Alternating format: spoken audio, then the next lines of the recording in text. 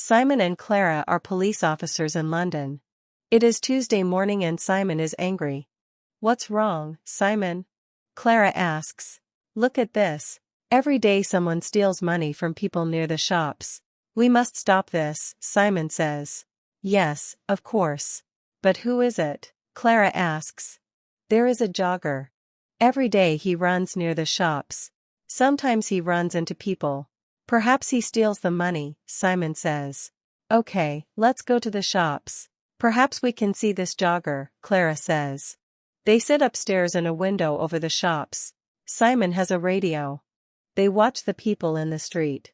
Look, there's the jogger, Clara says. The young man runs into an old woman and she falls down. The jogger puts his hand on the old woman's arm. I'm sorry. Can I help you? Here's your bag, he says. Then a young woman shouts at him. She says, Don't run here. It's dangerous. Go away. The young man runs away. Simon talks into his radio. Quick, stop him. He's running up North Street. A police car stops the young man in North Street. Are you okay now? Clara asks the old lady. Yes, thank you. Where is that nice young woman? I can't see her now. Have you got all your money? Clara asks. The old woman looks in her bag and says, No, I haven't. My money is in my purse, but my purse isn't here. Okay, Clara, let's talk to the jogger, Simon says. Who are you? Clara asks the young man. My name's Luke Perkins. Why?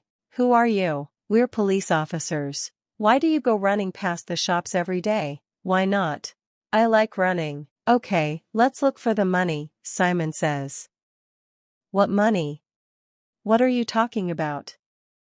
I never take money with me when I run, Luke Perkins says. Simon looks for the money but he cannot find any. Can I go now?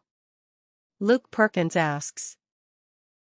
Okay, but don't come back, Simon says angrily. Why not? I live here and I'm not doing anything wrong, Luke asks angrily. He runs away. What do we do now? Where's the old woman's money and her purse? Clara asks. I don't know. Somebody has it, but who? Says Simon.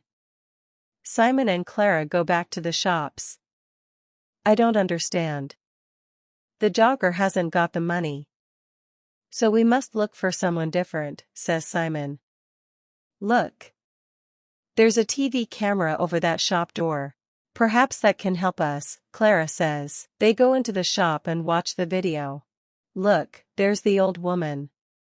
She's getting money from the bank and putting it into her purse. Now she's putting the purse into the bag, Clara says. Stop the video there. Now look carefully. Is anybody watching her? Says Simon. There are a lot of people in the street. I'm not sure. Is it that man with the long hair? Clara says, Perhaps. Let's go on. What happens next? Simon says. They watch the video. The jogger runs into the old lady. He stops and helps her. She shouts at him and he runs away. Then a lot of people come and help the old lady. Look. The long-haired man has her arm, Clara says. Yes, but that woman has her bag. What's she doing with it? Oh, I can't see. There's a man in front of her, Simon says. Listen, I have an idea. You go to the bank tomorrow and take some money out, Simon says. Why is that a good idea? Clara asks. Because we can watch you take a lot of money from the bank and let everybody in the street see it. Take a radio too, so you can talk to me, Simon answers. Okay. We can do that tomorrow morning then, Clara says. The next day. Clara goes to the bank. Simon is watching with another policeman, Paul. They have radios. I'm getting the money now, Clara says. That's good, Clara. Now let everybody see it, Simon says on his radio. Clara drops some money near her feet. People in the street look at her. Look. There's the man with the long hair. He's picking up the money. Shall I arrest him? Paul asks. No. Wait and watch, Simon says. The man picks up the money and gives it to Clara. Here you are. That's a lot of money. Be careful. Thanks, Clara says. That's okay, the man smiles and walks away. Have you got all the money? Simon asks by radio. Yes, it's all here. What can I do now? Clara says. Buy some things in the shops and then walk slowly down the street. We're watching you, Simon says. Clara buys some apples, milk, and bread. Then she walks slowly down the street. Is anybody following me? Clara asks. No. There's a woman with a baby, that's all, Simon says. Don't follow me. Nobody must see you. I'm turning right into Smith Street. Now I'm turning left into Dale Avenue. The woman with the baby is following me. I'm turning left into Peg Lane, Clara says into the radio. Are there lots of people? Simon asks. No, it's very quiet. Nothing is happening, Clara says. Simon and Paul wait. Then Clara shouts, be careful. Oh. Help me, quick, help. The jogger, Luke Perkins, runs into Clara and she falls over. Apples, milk, and bread are everywhere. I'm sorry. Let me help you, says the man. The woman takes Clara's arm and asks her if she's okay. Go away. Clara shouts at the man. But he sees the radio in Clara's pocket and asks, what's this? A police radio? Give me the money. Quick. He takes the money and runs. The woman wants to run after him, but Clara holds her back. Stop. I'm a police officer. You must stay here, Clara says. But why? I want to help you. That man has your money. I haven't got it, the woman says. Is he your friend? Where does he live? Clara asks. I don't know. I don't know him, the woman says. Who are you? Where do you live? Clara asks. Phoebe Thompson.